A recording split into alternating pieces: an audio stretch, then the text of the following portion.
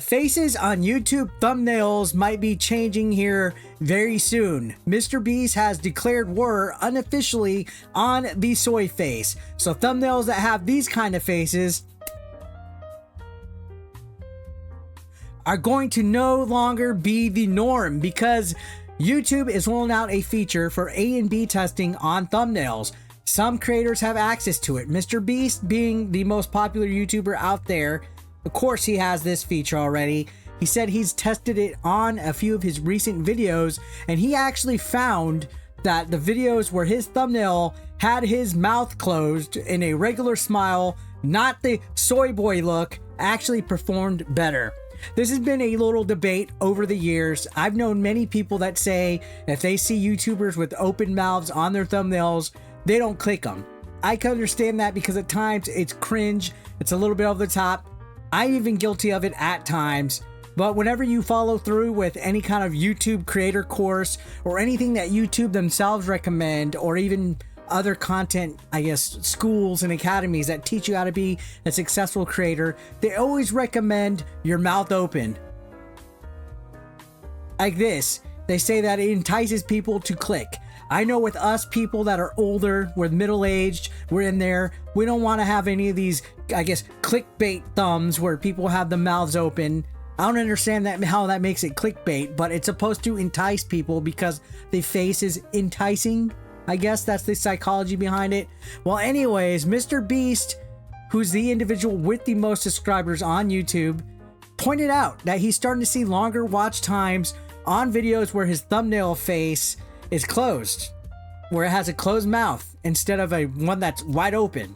So these results come as a result of his, I guess, using this thumbnail A and B test feature that has rolled out. It hasn't rolled out to me yet, so I don't have access to test it, but I'll tell you this, I'm probably going to test the closed mouth thing and see what happens on that. Now, these screenshots didn't go into in-depth details. He didn't show the differences in watch time, and he didn't show anything like, I guess, click-through rate or anything of that nature, but it did show which one out of the 3 selections that he did were the winners. Okay, that's according to whatever this feature has. Again, this feature's not fully out. At least a dozen of MrBeast's recent videos have a closed mouth, and many actually appear to have been switched over. One of these articles I found went back on the Wayback Machine and looked at some of his older thumbnails, and then you could see now several of them have been changed to have the closed mouth. So he's already jumping on this, and I'm sure the rest of YouTube will as well, because whatever the most subscribed YouTuber does, the rest of people follow, myself included. So don't be surprised if you start to see some thumbnail changes. Again, this is the new YouTube thumbnails feature that has A and B testing. It's supposed to roll out to people by the end of this year.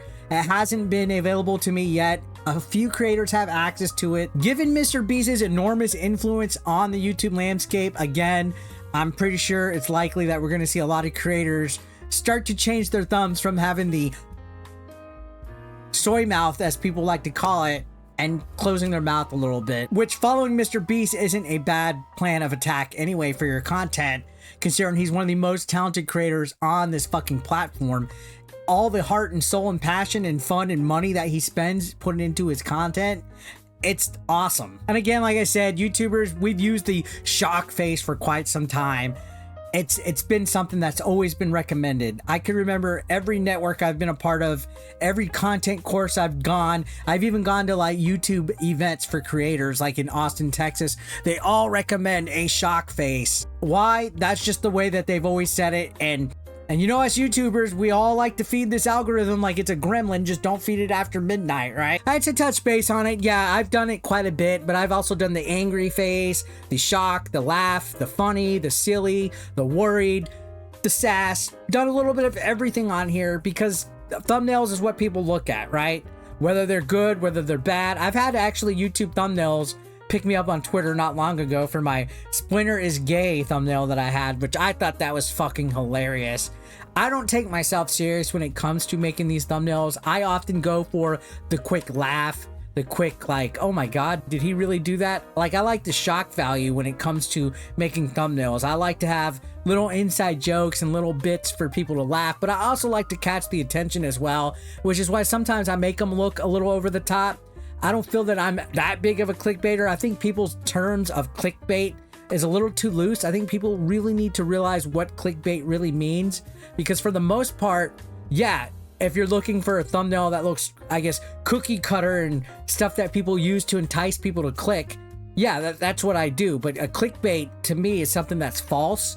I don't really ever steer people the wrong way. I don't make false promises in my clickbait thumbnails and titles.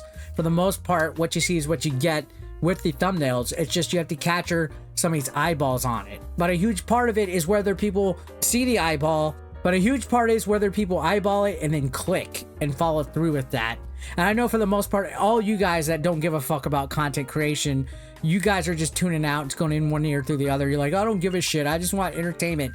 No, this is a fantastic story, especially listening to MrBeast talk about it, because again, this does affect the platform as a whole. You're probably going to see content creators in the near future, if not today, start changing their thumbnails like almost immediately to where they're not opening their mouth at all, maybe not even showing teeth.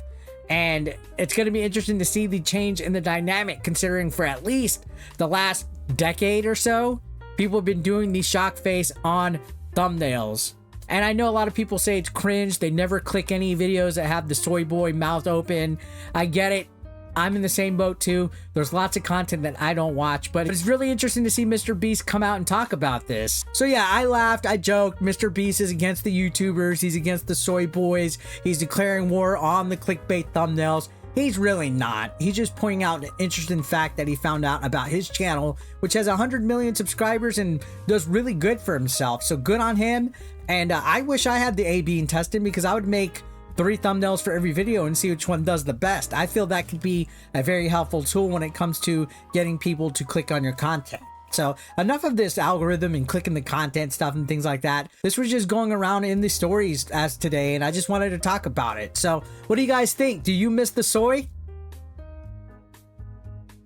I really don't care, to be completely honest, whether people have their mouth open or not. I can't imagine having such a first world problem where somebody's thumbnail triggers me that much.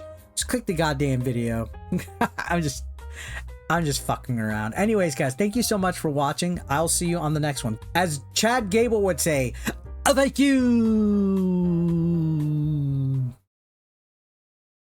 From high school to headlocks, an unlikely pro wrestling story on paperback. Has 380 pages, has a glossy cover, and the pages themselves are cream, really put together.